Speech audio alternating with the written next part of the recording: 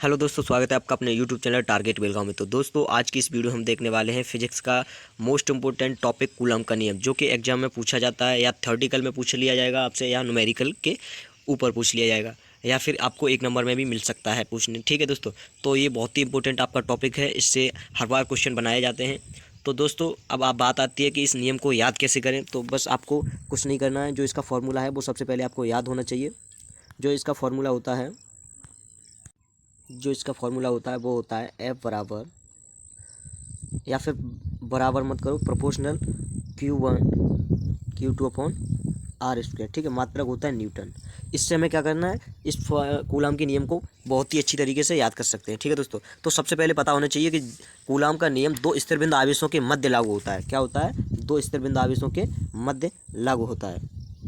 और दूसरी बात, ये अपने दोनों आवेशों के गुणनफल के क्या होता है, समानुपाती, और इनकी जो बीच की दूरी होती है उसके क्या होता है, वर्ग के व्युत्क्रमानुपाती। आप देख पा रहे होंगे। ठीक है दोस्तों, तो उम्मीद करता हूँ यहाँ से आपको ये समझ में आ गया होगा। तो दोस्तों, अब पता है इसे लिखेंगे कैसे हम। एक भाषा में तो ऐसे भी लिख सकते हैं कि दो स्थिरबिंदु आवेशों के मध्य लगने वाला आकर्षण एवं प्रतिकर्षण बल उन दोनों आवेशों के गुणनफल के समानुपाती। ठीक है दोस्तों, उन दोनों आवेशों के गुणनफल के समानुपाती तथा उनकी बीच की दूरी के वर्ग के क्या होता है, व्युत्क्रमानुपाती होता है। ठीक है दोस्तों, उनकी बीच की दूरी के वर्ग के व्युत्क्रमानुपाती होता है। इसे कूलम का नियम कहते हैं।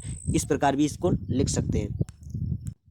आप देख पा रहे होंगे कि मैंने यहाँ पे भी एक नियम लिखा है। ठीक है दोस्तों, अपनी अपनी लैंग्वेज अलग हो सकती है, लेकिन होना वही चाहिए। तो मैंने यहाँ पे लिखा है कि सॉरी दोस्तों, तो दोस्तों ये लिखा हुआ है, दो स्थिर बिंदु आवेशों के बीच लगने वाला बल उन आवेशों के परमाणुओं के गुणनफल के अनुक्रमानुपाती। मैंने बताया था परमाणुओं के अनुक्रमानुपाती कैसे होता है, F प्रोपोर्शनल Q1 Q2। इसे समानुपाती भी कह सकते हैं और अनुक्रमानुपाती भी कह सकते हैं।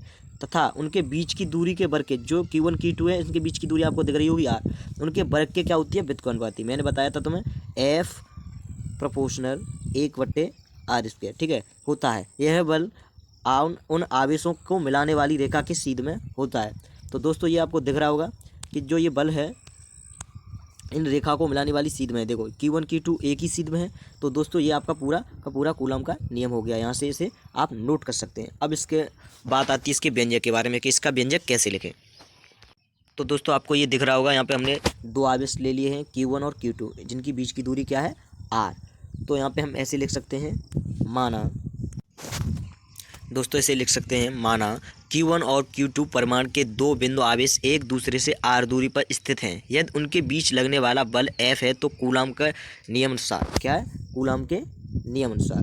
तो यहाँ पे आप देख पा रहे होंगे कि F प्रोपोर्शनल Q1 Q2 इसे दे दिया समीकरण 1, तथा F प्रोपोर्शनल 1/r² समीकरण 2 दे दिया। ठीक है दोस्तों, और अब क्या करेंगे, समीकरण 1 व समीकरण 2 से। तो समीकरण 1 व समीकरण 2 को हमने क्या कर दिया, इसका मान रख दिया है। तो F proportional Q1 Q2 upon r² हो गया। अब देखो प्रपोर्शनल हटाते, जब देखो प्रपोर्शनल हटता है तो वहाँ पे कोई नितांक आता है। तो यहाँ पे नितांक K आ गया।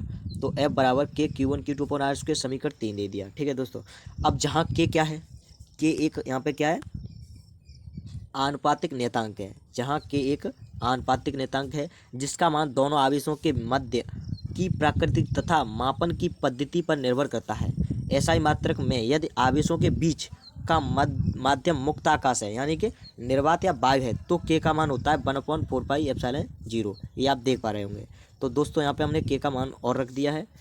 तो K का मान, इससे पहले हम थोड़ी सी चर्चा कर लेते हैं। जो यहाँ पे ये है, इसे क्या कहते हैं, इसे हम ε0 भी कह सकते हैं। इसे हम, ये चीज़ आपको दिख रही होगी, इसे हम ε0 भी कह सकते हैं या ε0 भी कह सकते हैं, जिसे हम क्या कहते हैं, निर्वात की वैद्युतशीलता।